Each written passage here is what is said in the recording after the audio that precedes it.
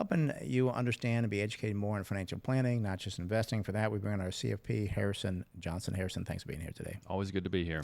We're talking about who benefits from the new SALT proposal. Went through Congress, so it's passed Congress. Passed the House. Oh, the House. Yes. Okay. Now it's going to the Senate. Now it's going to the Senate. Okay. I call Congress the House. Yeah, Congress is the House plus the Senate. Yeah. Really? Yes. You can go back to civics class. I guess I have to. Gosh, I've been so busy reading these financial reports. I need to get back to that. All right, so it passed the House. I think something will go through Senate somehow, but it's important to know what this is because I think it sounds pretty good.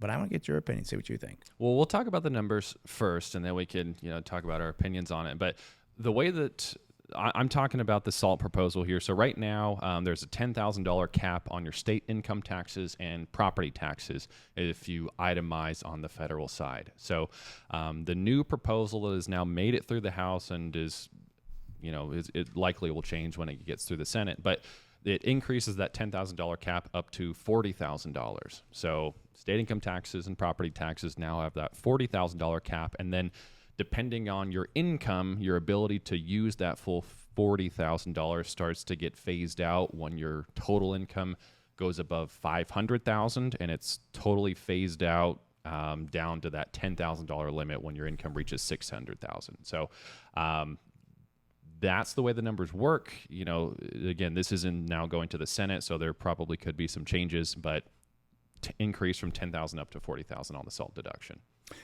And I think this is going to benefit a lot of, I'm going to call middle income workers. I don't think that it's on the high income side. It's a good income, obviously $600,000. Depends on where you are. I mean, California. I mean, yeah, mid income definitely is kind of in that level. And New York probably, and yeah. New York, New Jersey, and California were the representatives that were fighting for this. Yeah, but I think overall it's going to put more money in people's pocket. But there are some negatives to it, like you talk about the phasing down and SALT. I think Chase, you told me like SALT, and I thought it included property or interest. What pepper? No, that's too spicy for me. I don't like spices. State and local taxes. Yes. Yeah, it doesn't include the mortgage. Which I thought the mortgage. Yeah. So yeah, and that's the component of it that matters, because in order to get a benefit, you almost need to have a mortgage, because another thing that's happening is the standard deduction is going to be increasing, it looks like. Right now, for a married couple in 2025, the standard deduction is $30,000. So, when we talk about a $40,000 SALT cap, you're not starting at zero. In order to itemize or get any benefit itemizing, your itemized deductions have to be larger than the standard deduction. And the standard deduction looks like it's going to be increasing to $32,000 for a married couple, which means to really get a benefit, you need that SALT deduction somewhere between $10,000 and $40,000. Plus, if you have mortgage interest that's deductible with higher interest rates, you can have $30,000, $40,000, $50,000, $60,000 of deductible mortgage interest. With the $10,000 cap, it was really hard for people to itemize, because that $10,000 added to whatever mortgage they had was in many cases not enough to get over that $30,000 limit. But now people with mortgages are going to really, I think, see the biggest benefit. Number one, they have to have the income to be able to qualify and afford the mortgage. If you make $50,000, you're still not going to be itemizing. This won't have an influence on you. But I think for those people with incomes, maybe $150,000 to $200,000 on the lower range, and then up to $500,000 to $600,000 on the phase out with mortgages, in high tax states are going to be the ones that see the biggest benefit from this. Yeah, I mean, I think I've been on the record, and I think it might piss some people off, but I just really hate the SALT deduction. I think it's the stupidest thing. What? And again, I'm a Californian, but if I'm in Texas, if I'm in Florida, it's like, why are we giving this benefit? And I mean, in theory, you could have property taxes that could be up to that $40,000, but very unlikely that is the case, since real estate's not as expensive out in Florida and Texas. So why are you paying higher taxes essentially on the federal side in Florida and Texas to subsidize the deduction for Californians and people in New York? It has just never made sense to me. And, that's a little bit maybe more of my political beliefs than an investment or financial planning front, but I hate the SALT deduction. And I get your point as well. And I know, like you bring up Texas and Florida, think about Arkansas. Think about Alabama. I think their houses, I think you buy a house in Arkansas, I'm guessing around $100,000. Yeah, so yeah, they get no benefit. So it is a good point you bring up. Mm-hmm. I mean, There's lots of ways to look at it. I mean, we are residents of California, so we have the property taxes, we have the state income taxes, but you're right. Essentially, we are being subsidized by residents of lower tax states.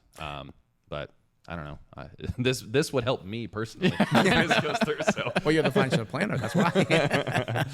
but one thing we talked before on air, we were talking that I was surprised that there's no separation whether single or married. Yeah. So the $500,000 phase out between $500,000 and $600,000 that applies for both single filers and married filing jointly filers. So usually when you go from a married down to a single filer, your benefit is half as much. But in this case, it's still the same $40,000 limit, single or married filing jointly.